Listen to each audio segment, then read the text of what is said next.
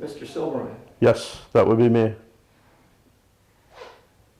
there's a gap in your resume about films, and could you explain where you've been and why did you decide to come back? And Sure. For about 7 months, I was incarcerated because a lady who hated me, one of my competitors, a podiatrist in San Francisco, called the medical board on me and said I was representing myself as a medical doctor, which was not true. I'm a homeopath. And because I was charging less money than she was for the same service, she got irritated and decided to call the medical board on me. And as a result, my business was shut down and all my equipment was confiscated, although my case is on appeal right now. I never had any complaints with the medical board, and none of my patients were injured, clients I should say. But now I'm back. I've studied film at Berkeley. I've studied the great masters like Bergman and Fellini and Coppola and David Lynch. And now it's my time to make a movie, which will be epic. I predict it's going to do better box office than Mary Poppins, as a matter of fact. wow, how did you run across this this person that wrote this? Well, we were on the yard. Excuse me? We were on the yard. And I needed some peanut butter. And Dave seemed to be able, because he was trustee, he had some connections, let's say. I can't really divulge exactly what they were. But Dave's connections paid off big time, if you know what I mean. And as a result, we became fast friends, and I shared my passions with him. He shared his passions with me. And one day when I was looking at Miss Velasquez, I said, you know what?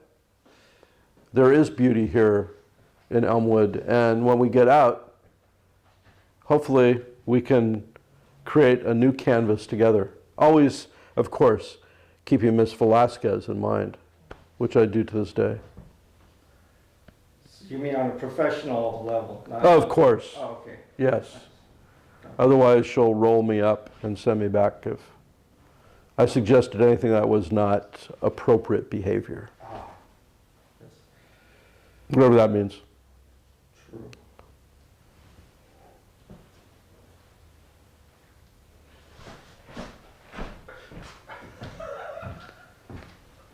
I can't ask that one, sorry. You can ask any question you like. I'm transparent. I'm as transparent as a brick. All right.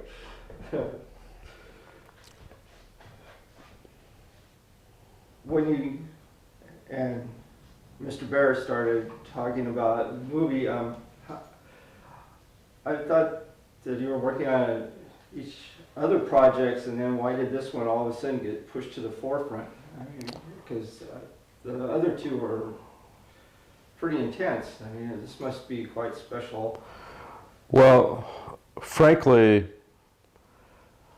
the first project was based on internal soul searching. And you know, when I was incarcerated, I did a lot of reading. And one of the books I read was by Viktor Frankl, who was a Holocaust survivor. And he wrote a book called Man's Search for Meaning. And initially I thought, well, maybe I could turn that book into a film. But first of all, I thought, well, there I go again, probably end up back in jail, or at least getting sued by stealing somebody else's idea. And then when Dave came to me, I said, you know what, we could pull this off. I've always wanted to do a film about redemption.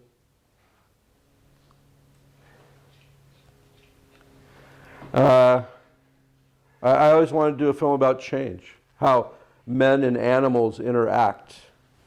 And when Dave brought me the script, at first I thought he was kidding.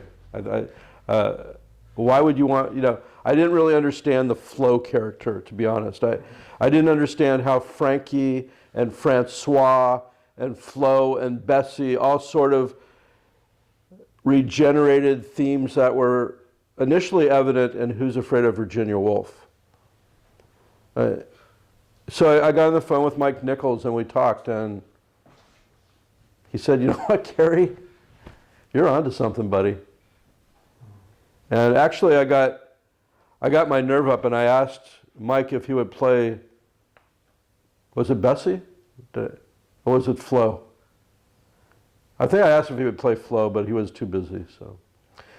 He said, you know, keep him in mind for future projects, but he didn't really have time to fly out here and be a cow. Be a cow, okay. That's what he said.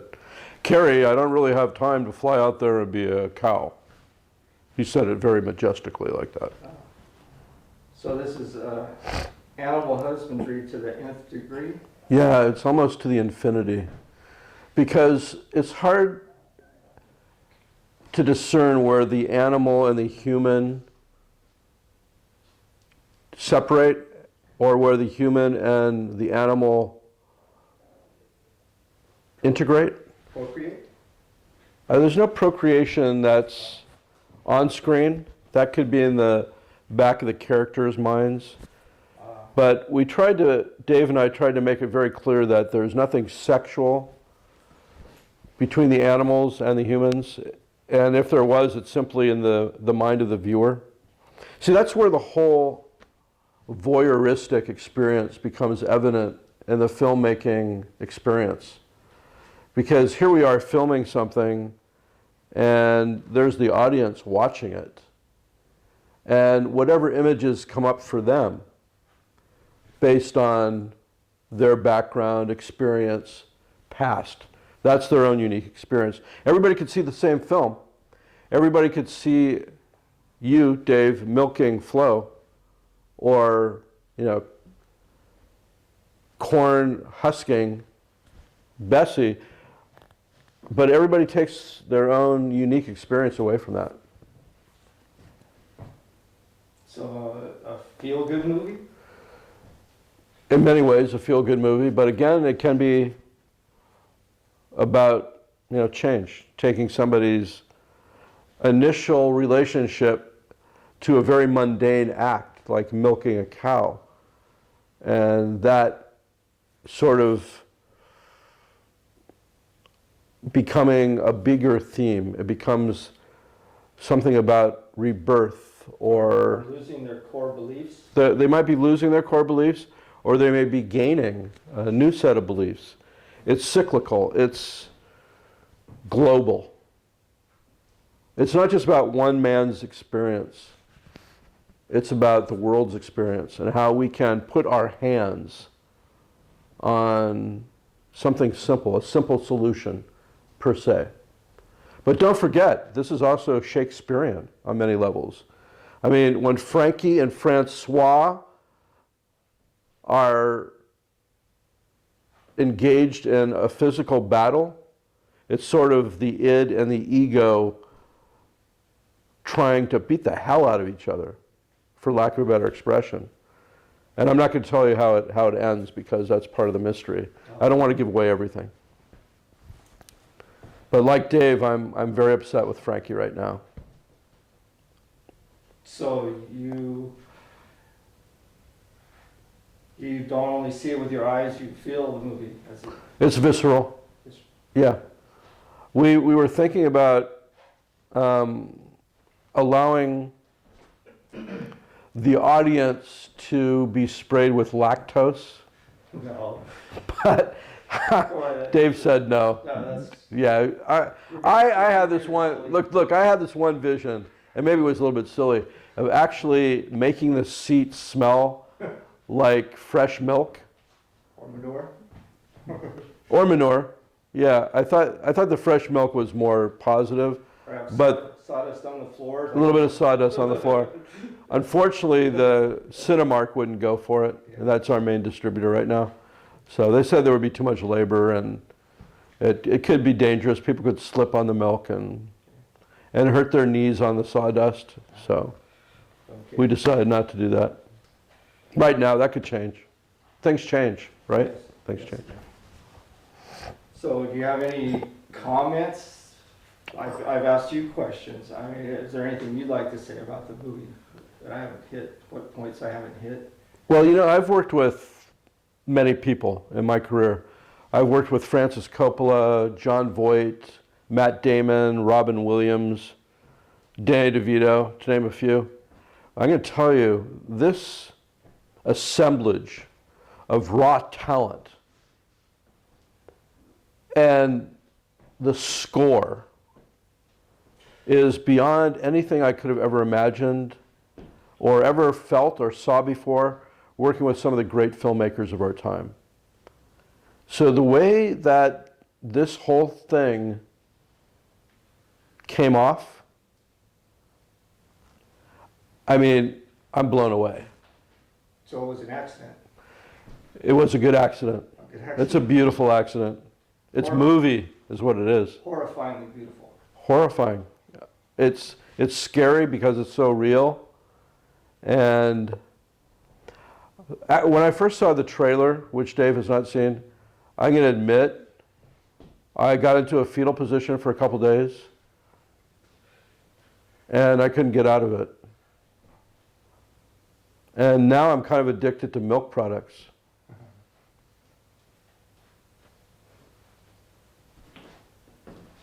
You wanna watch it? Good questions.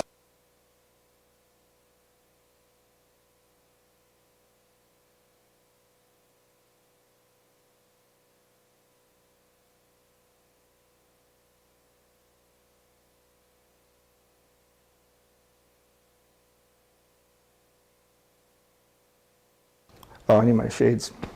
My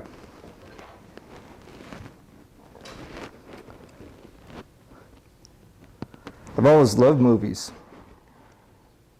And I've seen a lot of movies in the last 18 months.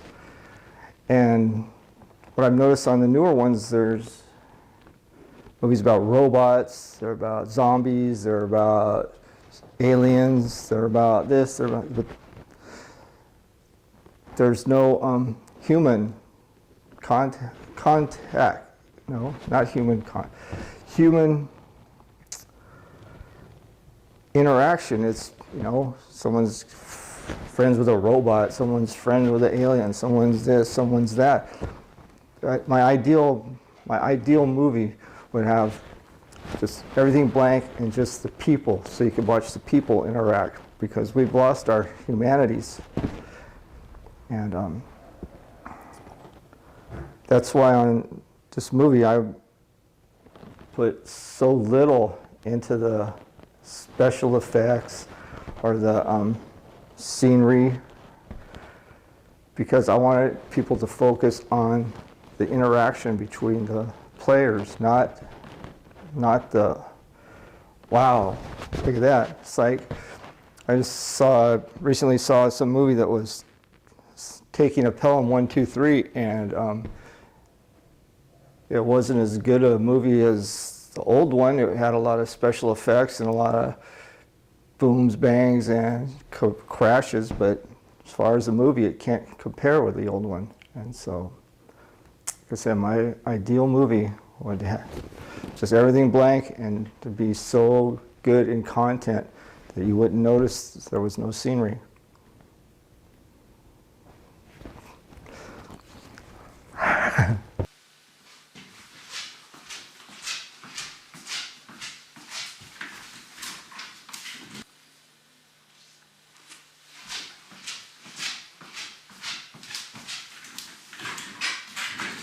Hi, my name is Kerry, and I'm from Global United Financial Services, and I want to talk to you today about something called debt validation.